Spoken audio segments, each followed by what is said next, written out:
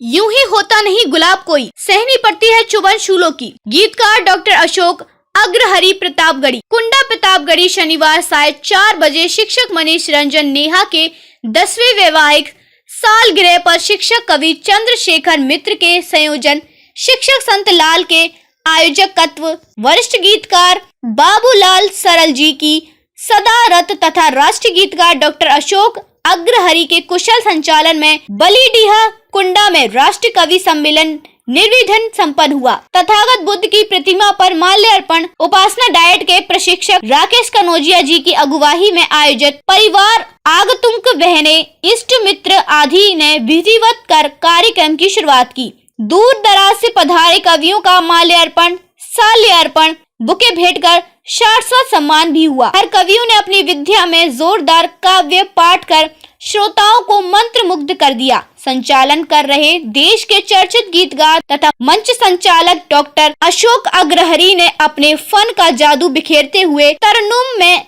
अपनी ताजा तरीन गजल पढ़कर लोगों के दिलों तक दस्तक दी, जिस पर लोगों ने जमकर दाद दी तथा तालियां भी बजाईं। यूं ही मंजिल मिला नहीं करती, करनी पड़ती है सफर मीलों की। यूं ही होता नहीं गुलाब कोई, सहनी पड़ती है चुभन शूलों की। संयोजक चंद्रशेखर मित्र ने कुछ इस तरह की पंक्तियां पढ़कर माहौल को नया आयाम दिया। ख्वाहिश रहेगी रब से मेरी हो, यही दुआ दुनिया से लूं विदा तो तिरंगा नसीब हो। ओज के शशक हस्ताक्षर कौशाम्बी से पधारे शिव नरेश भारती अपनी धमाकेदार वीर रस की रचना पढ़कर श्रोताओं को अपनी तरफ आकर्षित किया। किसी की शाम जश्न में डूबी, किसी की वीरान चली गई, करके जिंदगी मौत का फरमान चली गई। कवि सुरेश अकेला, कवि दिनेश कुमार, कवि श्याम मनमोजी, कवि शिव शंकर सरारती, कवि दीपेंद्र तन्हा, कवि फैयाज आदि ने भी कविता पाठ किया और अंत में शिक्षक मनीष रंजन ने आए हुए अतिथियों कवियों के प्रति कृतज्ञता व्यक्त कर अगले वर्ष इससे भी बड़ा कवि सम्मेलन आयोजित करने का